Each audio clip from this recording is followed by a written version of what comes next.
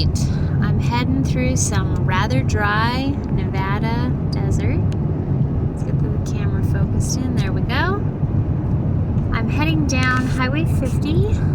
I have left Winnemucca and Battle Mountain and making my way down towards, let's see, Hearts Camp Hot Springs. I think that's the name of it.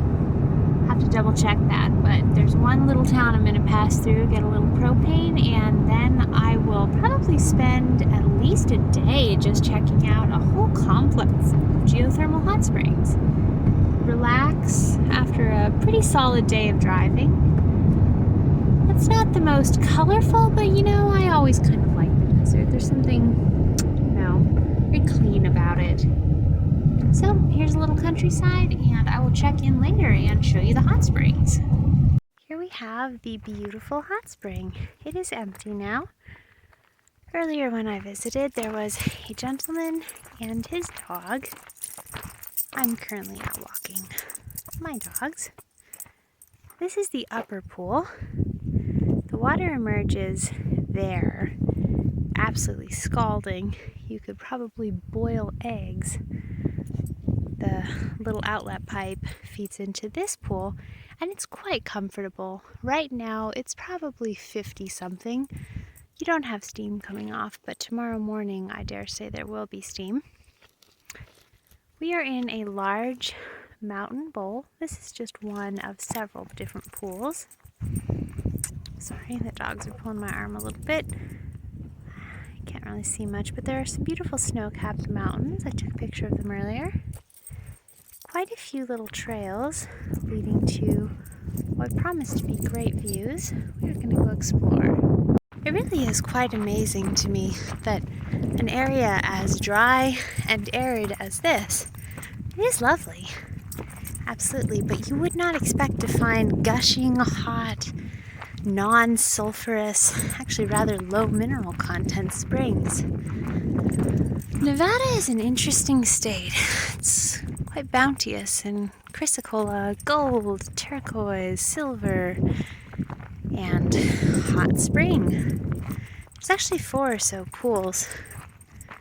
I would definitely recommend a visit. It's off of Highway 50, which is proclaimed by the road signs to be the loneliest highway in America. I didn't find it to be particularly unpleasant, but it's definitely not a bustling hive of energy and industry. It's pretty quiet.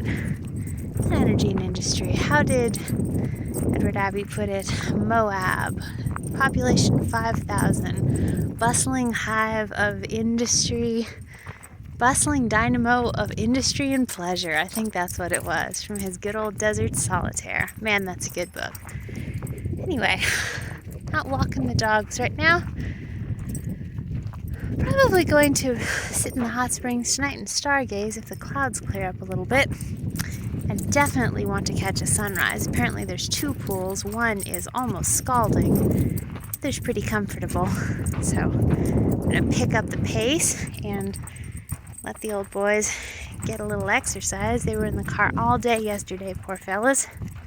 There they go, Rohan and Ziggy. Come on, Rohan. There's a lot of wild burro scat around, which is quite exciting. All right.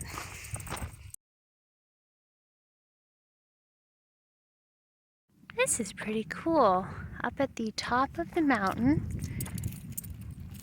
I wouldn't necessarily dignify this by calling it a mountain, but there's a series of low rolling hills. And if you climb to the top, the road then starts down again, and it appears to be an old mine of some variety. I'd love to know what they were after here.